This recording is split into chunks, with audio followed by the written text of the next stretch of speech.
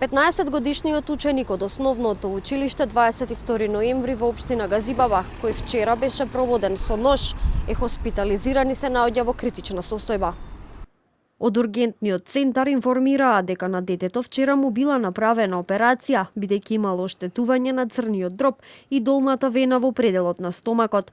Пациент на 14 годишна возраст е примен околу 14:40 часот со убавна рана во пределот на стомакот и расекотина во пределот на главата.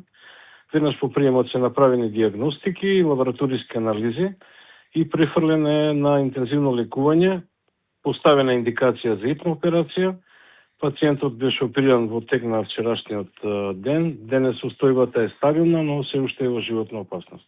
Напаѓачот, кој е на иста возраст со повреденото дете, по пријавата за инцидентот веднаш бил уапсен, а предметот со кој го извршил нападот бил одземен.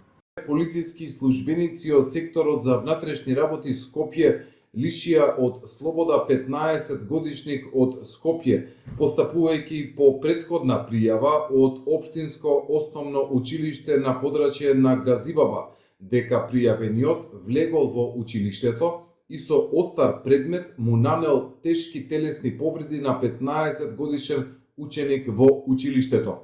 Предметот е одземен и по целосно документирање на случајот ќе следува соодветна пријава. Телевизија 24 денеска беше во училиштето. На терен наидовме на родители кои после часовите си ги земаат децата од училиште.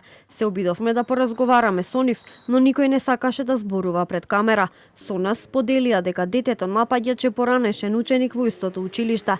Ја побаравме директорката за да ја прашаме како дошло до овој инцидент и што ќе биде преземено за да се спречат вакви настани во иднина, но од вработените во училиштето ни беше кажано дека не е на работа.